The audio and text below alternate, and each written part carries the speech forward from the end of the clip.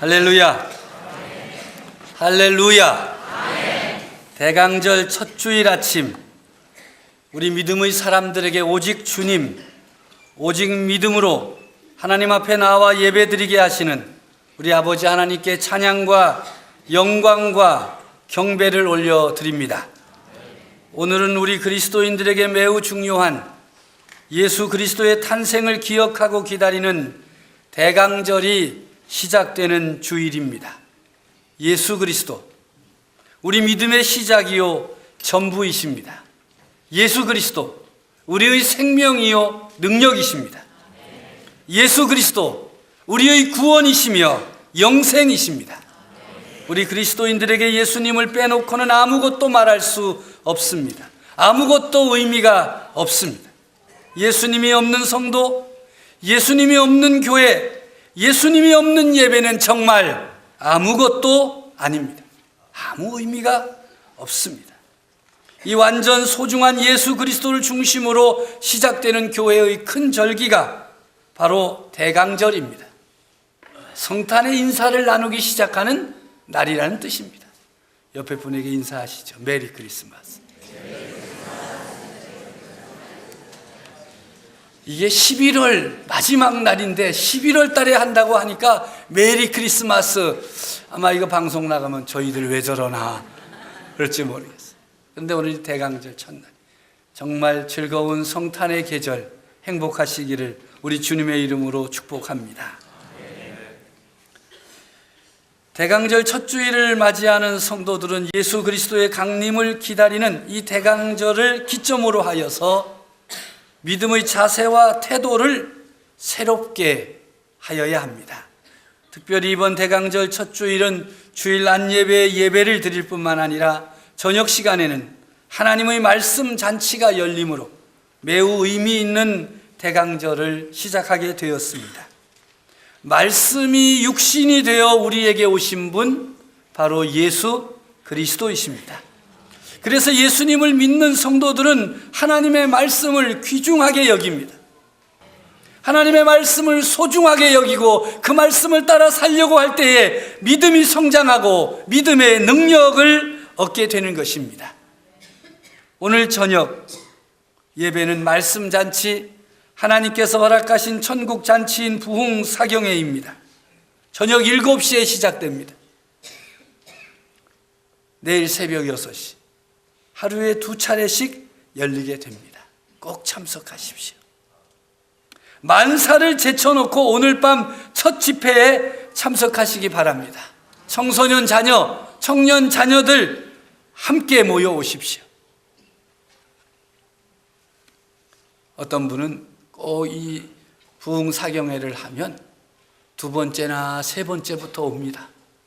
왜 그러냐 했더니 첫 번 반응이 좋으면 나도 가볼까 해서 소문에 귀를 기울여요. 이번에는 첫 번부터 참석하시기를 바랍니다. 첫 집회에 참석하셔서 은혜 받으면 또 그 다음으로 넘어가셔도 좋지 않겠습니까? 예수 그리스도의 강림을 기다리는 마음 가지고 기대하는 마음으로 하나님의 말씀과 하나님의 능력과 하나님의 사랑을 받는 기회가 되기를 바랍니다. 누구를 위한 부흥 사경회입니까? 우리 강서교회 성도들은 이렇게 대답해야 됩니다. 나를 위한 것입니다. 제가 묻겠어요. 여러분 오른손을 가슴에 탁 대면서 나를 위한 것이라고 한번 꼭 대답해야 기억에 남을 것 같아요. 사랑하는 성도 여러분, 이번 부흥회는 누구를 위한 것입니까? 이거 안 하는 분이 있어. 안 나올 거라고. 그러지 말고 나오십시오. 사랑하는 모든 성도들이 이번 부흥 사경회를 통해서 하나님 우리 아버지의 마음을 깨달을 수 있기를 바랍니다.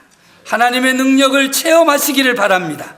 하나님이 우리에게 주시는 꿈을 품을 수 있기를 바랍니다. 이번 기회를 믿음의 기회로, 가정을 믿음으로 세우는 기회로 삼으시기를 바랍니다. 하나님께서 큰 은혜를 사모하고 기다리는 마음, 성도 여러분들에게 허락해 주시기를 간절히 기원합니다. 예수님을 구주로 믿는 성도들이 큰 은혜와 능력을 받고 새롭게 변화되므로 세상의 풍조와 유혹과 시험과 염려와 근심을 이기는 믿음의 소유자들이 되어지기를 우리 주님 예수 그리스도의 이름으로 축복합니다. 대강절을 맞이한 성도들은 말씀이신 예수 그리스도, 더 나아가 왕이신 예수 그리스도를 맞이할 자세를 바르게 가져야 합니다. 첫 번째는 예수 그리스도를 바로 아는 일입니다. 오늘의 말씀은 히브리서 13장 7절과 17절에 하나님의 말씀을 너희에게 일러주고 너희를 인도하던 자들을 생각하며 그들의 행실의 결말을 주의하여 보고 그들의 믿음을 본받아라. 또 너희를 인도하는 자들에게 순종하고 복종하라 말씀하십니다. 누가 우리에게 하나님의 말씀을 일러주시고 인도하는 분이십니까? 히브리서 기자는 예수 그리스도라고 말씀하십니다. 우리에게 말씀하시고 인도하시는 진정한 리더는, 인도자는 예수 그리스도이십니다. 그러므로 성도들은 예수 그리스도를 잘 살피고 예수 그리스도를 본받아야 할 것입니다. 예수 그리스도와 예수 그리스도의 말씀을 가르치는 제자들의 말씀을 본받으라는 것입니다. 예수 그리스도를 생각하고 예수 그리스도께 순종하고 복종하라는 말씀입니다. 예수님으로 충만하라는 말씀입니다. 사랑하는 성도 여러분, 여러분의 삶은 예수님으로 충만하십니까? 전에는 그런 것 같았는데 요즘은 영 아니십니까? 오늘의 말씀을 붙들고 일어서십시오. 예수님으로 충만하기를 기도의 제목으로 삼고 간구하십시오. 응답해 주실 줄로 믿습니다. 오늘 본문 8절에 보면 예수 그리스도는 어제나 오늘이나 영원토록 동일하시니라 말씀하고 있습니다. 그러므로 오늘을 사는 그리스도인들도 예수 그리스도를 생각하고 예수님께 순종하고 복종하여야 할 것입니다. 순종과 복종을 찾아보기 힘든 세상이 되었습니다. 애들조차도 순종하지 않아요. 이런 세상의 풍조가 사람들의 마음을 온통 사로잡고 있습니다. 예수 그리스도께 순종하고 복종하여야 할 그리스도인들도 이런 세상 풍조에 오염이 되어서 순종하거나 복종하지 않습니다. 자기 소견에 옳은 대로 하는 것입니다. 자기 생각, 자기 판단, 자기 경험이 우선입니다. 그래서 믿음의 사람들이 세상을 사는 사람과 조금도 다를 것이 없는 그저 그런 사람들이 되고 말았던 것입니다. 맛을 잃어버린 소금, 어둠을 밝히지 못하는 쓸모있는 등불이 되고 만 것입니다. 그래서 버려지고 밟혀지는 아픔을 당하고 있습니다. 왜 이런 일이 일어난 것입니까? 그것은 희생 제물이 되신 예수 그리스도를 외면하고 있기 때문입니다. 희생을 잃어버렸기 때문입니다. 사랑에는 수고와 희생이 있습니다. 그래서 사랑이 제일이라고 말하지 않습니까? 그런데 이 세대는 사랑을 말하기는 하나 희생하지는 않습니다. 예수 그리스도를 믿고 따른다고 말하지만 결코 따라가지 않습니다. 사랑은 원하나 희생은 사절입니다. 희생 없는 사랑이 맛을 잃은 소금 같은 그리스도인이 되게 만들고 있는 것입니다. 우리는 예수 그리스도를 바로 보아야 됩니다. 화목제물이 되시고 희생제물이 되시면서 자신의 생명을 내어놓으셨던, 희생하셨던 예수님을 바로 알아야 합니다. 그리고 그 예수님을 바로 알고 그 예수님의 말씀에 순종하고 복종하는 삶, 대강절을 시작하는 성도들의 자세인 것입니다. 둘째로 예수 그리스도의 십자가를 바로 보아야 됩니다. 오늘 본문 10절 말씀에 우리에게 제단이 있는데 라고 말씀하십니다. 히브리서 설교자는 이 말씀을 하며 분명히 십자가를 향해 손을 펼쳤을 것입니다. 우리에게 있는 제단은 바로 십자가, 예수 그리스도께서 달리신 십자가입니다. 예수님은 이 십자가 제단 위에 자신을 희생 제물로 올려놓으셨습니다. 희생 제물이 되셨습니다. 할렐루야. 희생 제물은 둘로 나뉘어집니다. 하나는 제물의 피입니다. 다른 하나는 제물의 육체입니다. 제물을 피는 대제사장이 가지고 성소에 들어갑니다. 그리고 그 육체는 영문 밖에서 불살랐습니다. 온전하게 희생 제물의 전부를 드리는 것이 바로 속죄제요 화목제입니다. 오늘 본문 12절의 말씀입니다. 예수님께서도 자기 피로써 백성을 거룩하게 하려고 성문 밖에서 고난을 받으셨습니다. 그 피로 인해 우리가 죄사함을 받고 거룩하고 정결한 하나님의 자녀가 되었습니다. 예수님의 온전한 희생 제물로 자신을 드림으로 우리가 나음을 얻고 생명을 얻은 것입니다. 이 은혜를 받고 예수 그리스도를 구주로 믿는 우리 그리스도인들은 어떻게 살아야 하겠습니까? 13절의 말씀입니다. 그런즉 우리도 그의 치욕을 짊어지고 영문 밖으로 그에게 나아가자. 영문 밖으로 나아가자. 영문 밖이란 어디를 말하는 것입니까? 예수님께서 고난당하시고 희생 제물이 되신 세상을 말합니다. 성 밖을 말하는 것입니다. 성전 안에서가 아니라 성전 밖에서, 안전한 캠프가 아니라 험한 광야 같은 세상으로 나아가야 한다. 바깥 세상이 바로 영문 밖입니다. 그리스도인들에게는 교회 바깥이 영문 밖입니다. 그리스도인들이 바깥 세상, 신앙의 영문 밖으로 나아가면 어려움을 겪습니다. 그래서 세상으로 나아갔다가 아예 돌아오지 않는 사람도 있습니다. 예배드리러 오는 사람들도 자신의 믿음, 자신의 신앙을 드러내기를 꺼려합니다. 하지만 어느 누구도 그들을 감히 비난할 자격은 없습니다. 왜냐하면 그들이 성소의 문 밖으로 머리를 내밀기만 하면 모욕과 박해에 쉽게 노출되기 때문입니다. 고난과 멸시와 조롱과 환난이 기다리고 있기 때문입니다. 이런 이유 때문인지 대부분의 그리스도인들과 지도자들이 신앙의 영문 안에서만 머무르려고 합니다. 이 안에서 어떻게 살아야 바르게 사는지, 무엇을 먹어야 하는지, 어떤 규칙을 지켜야 하는지에 몰두하고 어떻게 믿는 것이 제일 잘 믿는 것인지 이 안에서 옥신각신하고 있습니다. 그 결과가 무엇입니까? 그것은 영문 밖으로 나가신 예수 그리스도를 따르지 않음으로 인하여 신앙의 삶을 잃어버린 것입니다. 누가 옳으냐로 시시비비를 가르는데 온 힘을 다 쓰노라. 신앙의 삶을 살아야 할 세상에서의 삶, 영문 밖에서의 삶에 실패하고 있는 것입니다.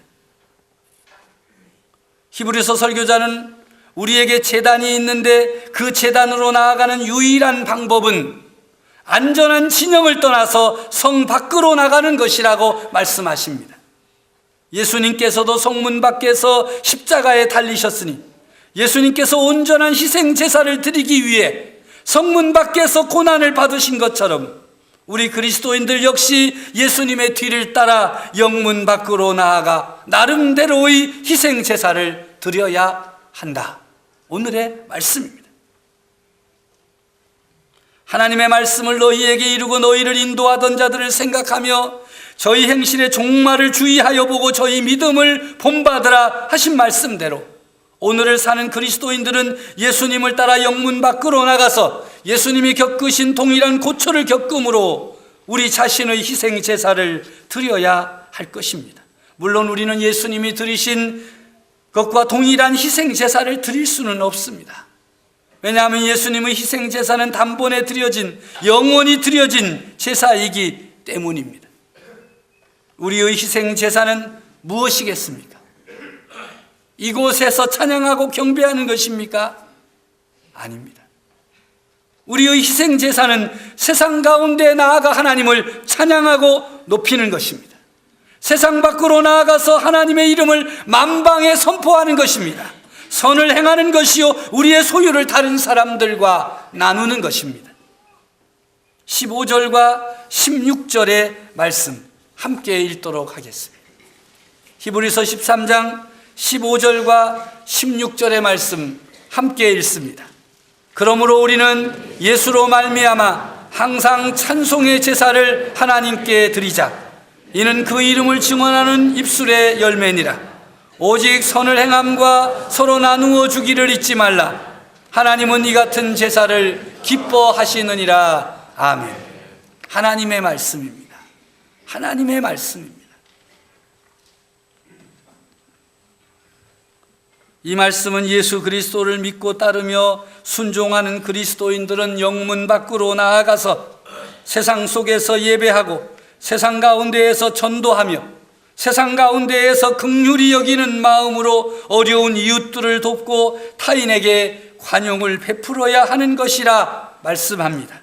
이런 제사를 하나님께서 기뻐하신다, 분명하게 말씀하십니다. 하나님이 기뻐하시는 사람이 되어야 하지 않겠습니까?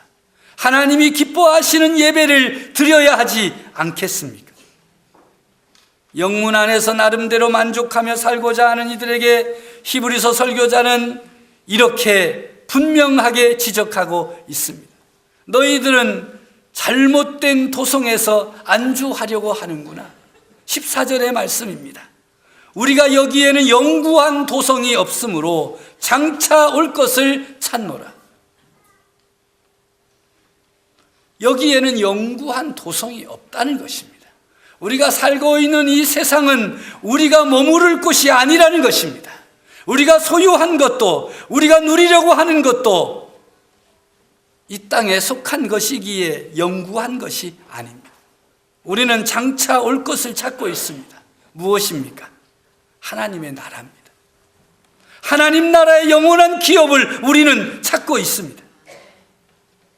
이 말씀은 우리를 다소 두렵게 또 불안하게 만들지만 실제로는 우리를 자유케 하는 말씀이요 확신을 주는 말씀입니다. 우리는 흔들림이 없는 본향으로 가서 아무도 빼앗아갈 수 없는 유산, 기업을 받을 것입니다. 이 말씀은 믿음의 사람들이 근심과 걱정이 아니라 담대함과 기쁨으로 영문 밖으로 나아가야 한다는 말씀입니다. 너희는 마음에 근심하지 말라. 하나님을 믿으니 또 나를 믿으라. 내 아버지 집에는 거할 곳이 많도다. 하나님 아버지의 집에는 거할 것이 많으니 너희들이 찾아갈 영원한 도성을 담대함으로 바라보라. 근심하지 말아라. 말씀하십니다. 주님의 말씀을 믿으시기 바랍니다. 저는 요즘 이 땅에 살고 있는 그리스도인들에게 자신의 믿음을 증거하고 드러내는 좋은 기회가 찾아왔다고 믿고 있습니다. 또 그렇게 말하고 있습니다. 참 요즘이 좋은 때다. 왜냐하면 이 시대가 예수 그리스도를 믿는 그리스도인으로 살아가기가 힘들기 때문입니다. 아니 힘든데 뭐가 좋으냐? 참 좋은 때입니다. 조롱하는 사람들이 많아졌습니다. 이전 세대는 예수님을 믿는 사람들을 인정하거나 존중하여 신기하게 바라보았어요. 그래서 복음을 전하는 일이 쉬웠습니다. 그 결과로 부흥의 역사가 일어났습니다. 그런데 지금의 시대는 어떻습니까? 믿음을 연단하는 시기입니다. 예수를 믿는다고 말하면 이상한 눈으로 쳐다봅니다. 인터넷상에서는 욕설이 난무합니다.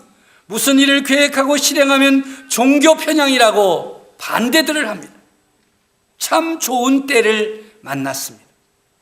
믿음을 연단하고 믿음의 삶을 선택하고 결단하여야 하는 좋은 때를 만났습니다. 지금까지는 그냥 내가 믿음 있는 사람인 줄 알았습니다. 그래서 그 믿음으로 구원받을 줄 알았습니다.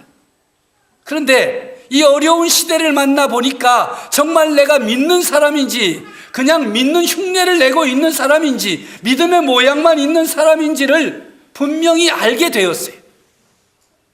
예수 그리스도를 구주로 고백하며 따를 것인지 세상의 흐름에 따라서 믿음의 모양만 갖고 살 것인지를 결정해야 하는 좋은 때를 만났습니다. 제대로 예수 믿고 싶어하는 사람, 제대로 예수 믿으며 살고 싶어하는 사람들에게는 좋은 때입니다.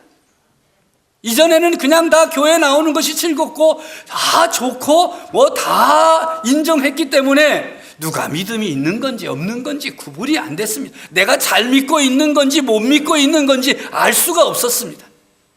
그런데 이제는 제대로 믿든지 그만두든지 이제는 분명하게 갈라서야 할 그런 시점이 된 것입니다.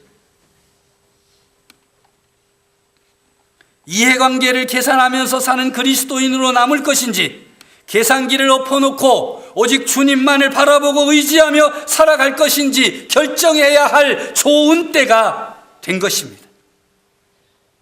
우리의 생활은 좋아지기보다는 어려운 쪽으로 기울어 가고 있어요. 경제적 여건도 힘든 쪽으로 기울어 가고 있어요. 그래서 사람들 모두가 계산하느라고 머리가 터질 지경이에요. 노후에는 어떻게 사나? 하나님을 바라볼 새가 없어요. 두들기느라고, 계산하느라고 하나님을 바라볼 새가 없어요. 연세 드신 분만 그래요? 아니에요. 젊은 사람들도 마찬가지예요. 허니문 푸어, 베이비 푸어, 하우스 푸어, 뭐 푸어가 많은지. 뭘 푼다는 거예요? 가난하다 그 말이에요. 결혼하고 나면 빚쟁이가 되고, 집 사고 나면 빚쟁이가 되고, 자녀 낳고 나면 빚쟁이가 되고, 그러니 아무것도 못하겠다. 아무것도 못하겠다는 그 속에는 하나님도 못 믿겠다. 현실 앞에서 전전긍긍하게 만들어서 하나님을 믿고 따르는 일들을 다 의미 없게 만들어 놓았습니다. 누구든지 나의 이 노후 문제를 책임져 주고, 건강의 문제를 책임져 주고, 집 문제를 책임져 주고, 아기 문제만 책임져 준다면 내가 다 믿겠다. 그게 하나님보다 더 높아졌어요. 여러분들은 전혀 그런 표정이 아니에요. 난 잘 믿는데 왜 저러는 거야? 그렇게 생각하십니까? 세상 풍조와 현실적 어려움과 미래의 불안이 한꺼번에 몰려들어서 우리 성도들을 당황하게 만들고 있습니다. 지금까지 내가 하나님 믿어왔는데 이게 뭐 잘못됐나? 아니 왜 이렇게 어렵고 힘들지? 이때가 오히려 우리의 믿음을 순전한 믿음으로, 정금 같은 믿음으로 새롭게 할 수 있는 참 좋은 때입니다. 환난을 만나고 역경을 만나고 어려움을 만날 때에 흔들리지 않는 믿음으로 하나님을 섬기고 하나님의 말씀을 따라 순종하며 살아갈 때에 그리스도인됨을 회복할 수 있는 것입니다. 그저 이 정도 믿으면 되겠지 하던 자리를 떠나서 이제는 정말 하나님만을 믿고 의지하여야 하겠구나. 세상이 나를 쓰러뜨리고 넘어뜨리고 우는 사자와 같이 두루다니며 삼킬 자를 찾으려고 하는 이때에 내가 조금 더 방심해서는 안 되겠구나. 하나님을 기쁘시게 하는 사람이 되어야 하겠구나. 히브리서 13장 6절의 말씀, 주는 나를 돕는 자시니 내가 무서워 아니하겠노라. 사람이 내게 어찌하리요? 사람이 내게 어찌하리요? 말씀에 의지하여 담대하게 영문 밖으로, 세상 속으로 담대하게 나아가서 선교 사역자로 믿음의 삶을 살며 하나님께 영광을 올려드리는 예배자들이 되어지기를 간절히 바랍니다.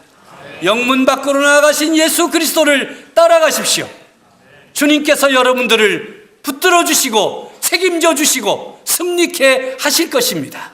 세상 풍조를 따랐다가는 실패하고 넘어질 수밖에 없음을 기억하십시오. 우리의 구세주, 우리의 생명, 우리의 능력은 오직 예수님밖에 없습니다.